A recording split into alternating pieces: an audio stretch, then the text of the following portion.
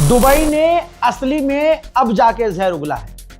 UAE के विदेश मंत्री ने ईरान को आतंकवादी कह दिया है। ये देखिए, ओपनली उस देश ने जिसने सूडान में साबित हुआ है आतंकवाद फैलाया, वहां के आतंकवादी संगठन को खूब पैसा दिया और वहां नरसंहार करवाया, वो खबर आप लोग भूले नहीं होंगे। और ये खुलासा सऊदी अरब ने किया था। इसी यूएई के विदेश मंत्री ने, जो अब ईरान को आतंकवादी कह रहा है, इसी यूएई ने यमन के अंदर यमन के 2 टुकड़े करके यमन पर कब्जा करने की कोशिश की थी। सऊदी अरब ने बीच में घुसकर यूएई के लड़ाकों पर हमला करके यूएई को यमन से बाहर निकाला था। पूरी दुनिया में इजराइल के नक्शे कदम पर चलने वाला ये यूएई, इजराइल यानी यहूदो नसारा की जबान बोल रहा है और ईरान को आतंकवादी कह रहा है। फैसला आप कीजिए, कौन है आतंकवादी। अब यही नहीं, अभी तो शुरुआत हुई है। अल्हम्दुलिल्लाह सबके चेहरे खुल रहे हैं। जो अरबों का साथी यहां पर पाकिस्तान, बांग्लादेश और हिंदुस्तान में अरब की तारीफ करने वाले, अरब की गुलामी करने वाले मुल्ले हैं ना, मुसलमान नकली, उनके बाप की औकात अपने मुंह से निकल रही है। अब यहां कैसे डिफेंड करेंगे वो उनका काम है, देखिएगा आप। जो यूएई के प्रधानमंत्री का एडवाइजर है, उसका बयान मैं आपकी पूरी स्क्रीन पर लगा रहा हूं, देखिए। यूएई के प्रधानमंत्री के एडवाइजर ने कहा है कि ईरान का ये जो खौफनाक रवैया हमारे खिलाफ है, जो हमें मार रहा है, पीट रहा है, हमारे साथ जो गलत कर रहा है, अब इसके बाद हम अमेरिका और इजराइल से रिश्ते बढ़ाएंगे। ठीक है, अब ये अमेरिका से मतलब अमेरिका के साथ होने की वजह से पिटने के बाद, अमेरिका का साथ छोड़ने के बावजूद, अमेरिका का साथ छोड़ने के बजाय ये कह रहे हैं अब हम खुलकर, क्योंकि अब मौका मिल गया है ना इन्हें, अब असलियत इनकी खुल के आएगी। अब ये खुलकर यहूदियों के साथ होंगे, खुलकर अमेरिका के साथ होंगे। अब हम में से जो सुन्नी उठ के खड़ा हो रहा है कि नहीं, यूएई पर हमला नहीं करना चाहिए, सऊदी पर, अब फैसला आपके हाथ में है। आप किधर हो, अब अपने ईमान से पूछ लो, अपने आप से पूछ लो। पूर्व काउंटर टेररिज्म, अमेरिका के पूर्व काउंटर टेररिज्म के हेड, जिन्होंने अभी 5 दिन पहले रिजाइन दिया है अमेरिका के आतंकी विचार की वजह से, ट्रंप की गलत नीतियों की वजह से, वार्निंग दी है इस बंदे ने। कहा है कि अमेरिका की फौज को हमें कर्ग आइलैंड पर नहीं भेजना चाहिए, ईरान उनको हॉस्टाइल कर सकता है, कैदी बना सकता है और कर्ग आइलैंड पर ड्रोन और मिसाइलों से हमला करके तबाही मचा सकता है, नुकसान हमारा होगा। दुश्मन देश के अखबार क्या कह रहे हैं वो एक बड़ी इंपॉर्टेंस रखते हैं। एक और अखबार है, मैगजीन है, द न्यूयॉर्कर, उसने क्या लिखा है समझिए। उसने लिखा है कि डोनाल्ड ट्रंप की इस जंग का पहला विक्टिम है सच, वो सच जो झूठ में बदल गया। ट्रंप ने वादा किया था कि ईरान के लोगों को आजादी देंगे, आजाद करवाएंगे। ईरान के लोगों ने ट्रंप पर भरोसा करके सड़क पर आए। अब डोनाल्ड ट्रंप उन्हीं पर मिसाइल दाग रहे हैं और ईरान के लोगों के ही इंफ्रास्ट्रक्चर को बर्बाद कर रहे हैं। अमेरिका और इजराइल पूरी तरह से फेल हो चुके हैं। यह बात खुद वेस्टर्न मीडिया लिख रहा है। वेस्टर्न मीडिया ने लिखा है कि इजराइल और अमेरिका का प्लान यह था कि हम ईरान पर हमला करेंगे और वहीं के लोगों से ईरान में रहकर ईरान पर हमले करवाएंगे, लेकिन ऐसा नहीं हुआ, बल्कि सब कुछ उल्टा हो गया। कल तक जो ईरान के विरोधी थे ईरान में रहकर, वो खुलकर ईरान की सरकार के समर्थन में आ गए। इस जंग में ईरान बहुत फ्रंट लाइन पर आकर खेल रहा है। कुछ ऐसी चीजें वो कर दे रहा है जो दुनिया को पसंद आ रही है। बिल्कुल सिग्मा स्टाइल में लड़ रहा है ईरान। जरा देखिए, मिसाइल के ऊपर लिखा है तेल अवीव और आगे क्वेश्चन मार्क और इस्माइली बना दी है। मुस्कुराती हुई मिसाइल तेल अवीव पर जाएगी और ये सोशल मीडिया पर ईरान ने पोस्ट कर दिया। साइकोलॉजिकल वॉर भी छिड़ चुकी है। अब कोई भी स्ट्रेट ऑफ हॉर्मुज को आजाद कराने के लिए साथ नहीं है। ट्रंप चीख चीख कर बेहोश हो गया। डोनाल्ड ट्रंप चीख चीख कर परेशान हो गया, यहां तक कि नेटो को वो उल्टा सीधा बोलने लगा। अब नेटो का चीफ सामने आया है, फॉक्स न्यूज पर उसने इंटरव्यू दे कहा है कि 22 यूरोपियन देश 22 अलग अलग देश हुर्मुज को आजाद करवाने के लिए अमेरिका का साथ देने को तैयार हैं। लेकिन इस खबर की सच्चाई यह है कि नेटो के चीफ ने एक भी देश का नाम नहीं खोला, क्योंकि अगर नेटो के चीफ किसी देश का नाम खोल देते तो ईरान उसको ही खोल देता। अच्छा तू आएगा सच्चाई इस खबर की यही निकलेगी कि कोई देश आखिर तक सामने नहीं आएगा, आप देख लीजिएगा, और अगर आएगा भी तो नाम सामने आने नहीं देगा। आखिरकार अमेरिका धीरे धीरे औकात पर आ रहा है।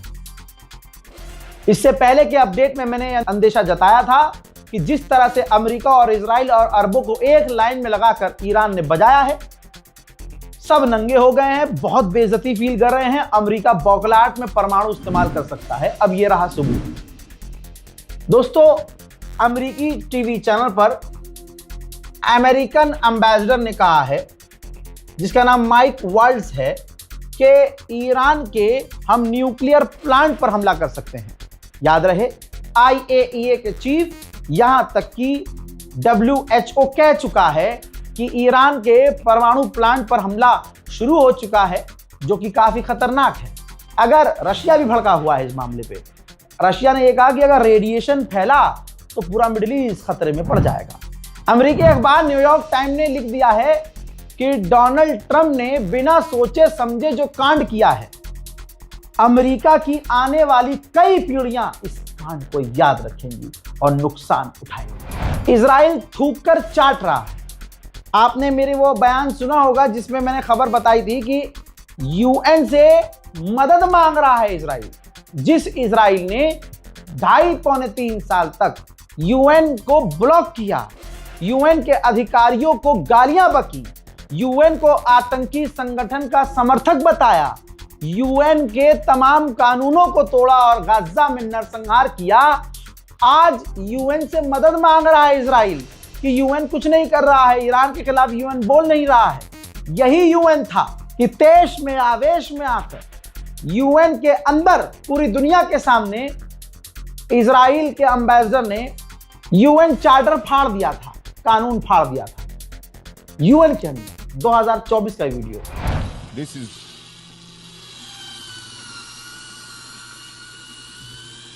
You are shredding the UN Charter with your own hands. Yes, that's what you're doing. Shredding the UN Charter. Shame on you. Thank you, Mr. President.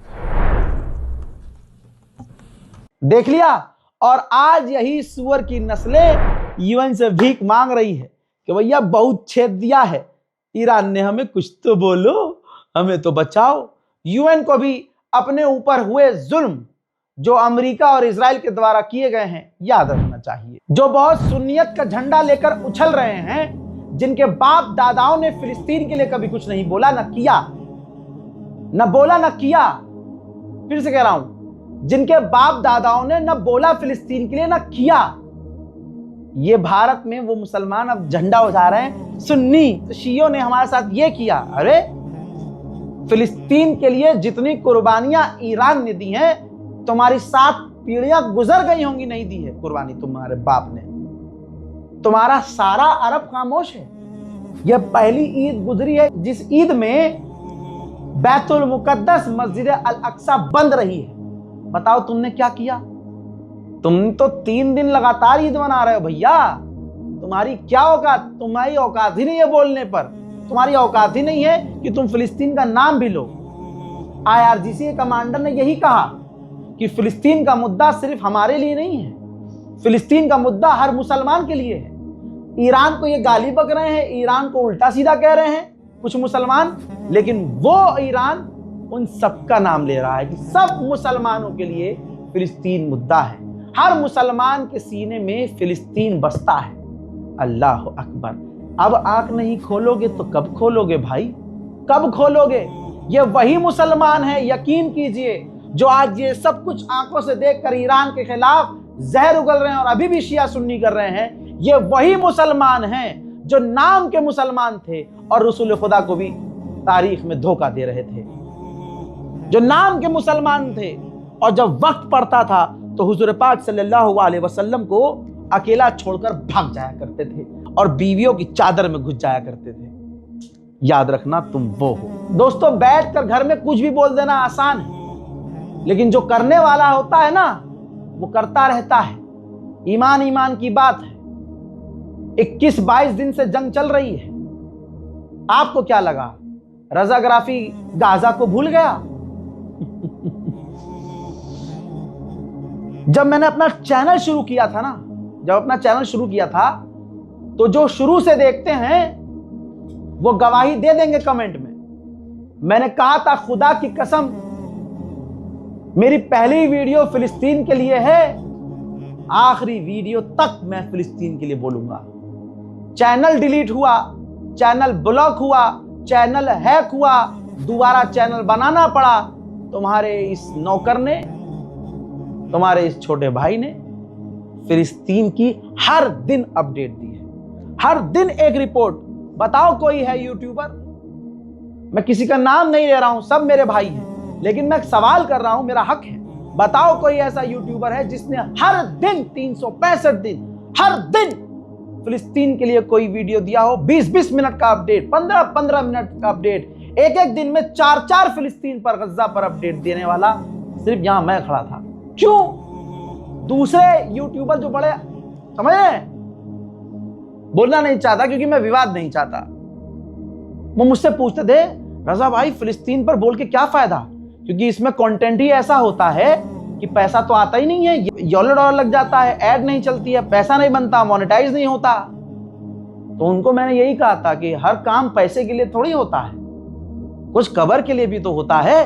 भैया मेरे गुनाह मैं जानता हूं ज्यादा है, तो मैं अपनी कबर में कुछ अच्छे काम भी लेकर जाना चाहता हूं। अल्लाह ने मेरा हाथ थामा है, इस गले को, इस आवाज को लोगों के दिलों में उतारा है, तो भाई मैं अपना काम तो करूंगा। मैं नहीं चाहता कि अल्लाह मेरा हाथ छोड़ दे। भाई आप बोलते रहिए, किसी की आलोचना करना बहुत आसान है। लेटे लेटे शलवार में हाथ डाले, खुजाते खुजाते जाएंगे, एक हाथ से कमेंट कर देना रजा गद्दाफी को उल्टा सीधा बोलना आसान है भाई साहब। जो दिखता है उससे ज्यादा कुछ हो भी सकता है। देख लो, ध्यान से देखिएगा। आप लोगों को मैं यकीन दिलाता हूं, मैं गाजा के लिए बोलूं ना बोलूं, लेकिन एक मदद का हाथ आपने मेरे जरिए वहां तक पहुंचाया है ना, तो वह हाथ चलता रहेगा। ईद वाले दिन टीम रजा गद्दाफी ने ईद नहीं मनाई है, अल्लाह गवाह है, आंख मेरी नम थी ईद वाले दिन भी। हर चीज यूट्यूब पर बोली नहीं जा सकती, हर इमोशन यूट्यूब पर दिखाया नहीं जा सकता, क्योंकि कहने वाले इतने भी सुअर हैं कि कह देते हैं ये एक्टिंग है, ये ड्रामा है। जाहिर सी बात है, जिनके इमोशन खुद ड्रामा होते हैं वो दूसरों को भी और दूसरे के इमोशन को भी ड्रामा समझते हैं। हमने सोचा इस ईद पर कि गाजा के बच्चों के लिए क्या करें, जब 20 दिन की जंग में रजा गद्दाफी की टीम, मेरी टीम, मैं खुद मेंटली डिस्टर्ब हो गया।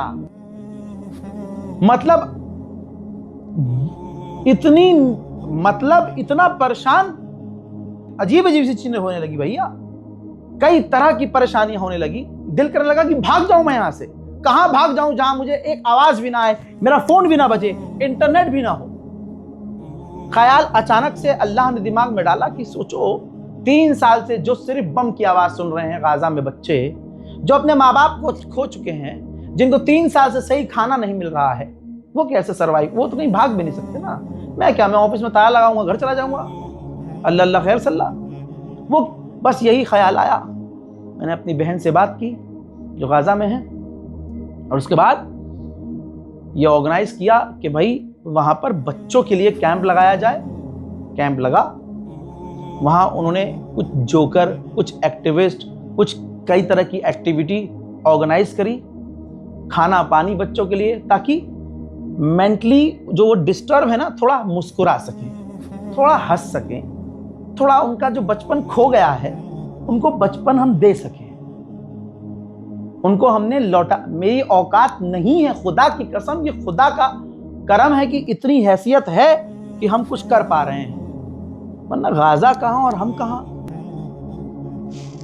तो जो चीज हम कर पाए ईद के दिन हमने वहां किया।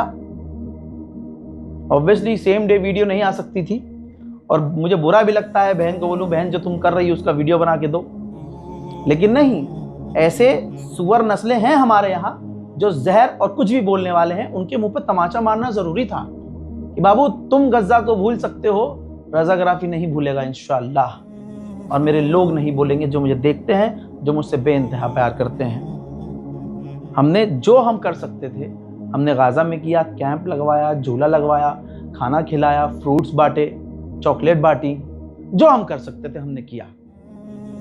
लिहाजा मैं चाहने वालों को, मुझ पर यकीन रखने वालों को एक बार फिर से यकीन दिलाना चाहूँगा, अपना वादा दोहराना चाहूँगा कि किसी वजह से अगर गाज़ा और फ़िलिस्तीन के अपडेट हम नहीं दे पा रहे हैं तो ये ना सोचिएगा कि रज़ाग्राफी या आपका ये भाई, आपका ये नौकर फ़िलिस्तीन और गाज़ा को भूल गया। मेरे जिस्म में ईमानदार खून है, वफादार खून है। मेरा बाप कोई अरब से नहीं है, मेरा बाप कोई, समझ रहे हो, अरब की सरकार में नहीं है, एक आम आदमी है, ईमानदारी से कमाया है, ईमानदारी की रोटी खिलाई है, तो ईमान पर ही हूं और ईमान की ही बात करूंगा। जो ज़बान दी है वो पूरी करूंगा। मोहतरम हजरात, इस वीडियो को शेयर कर दीजिएगा, अगर आपका दिल गवारा करे इस रिपोर्ट को शेयर कीजिए, दुआओं में याद रखिए और चैनल को सब्सक्राइब कीजिए और दूसरों से भी करवाइए। वसलाम।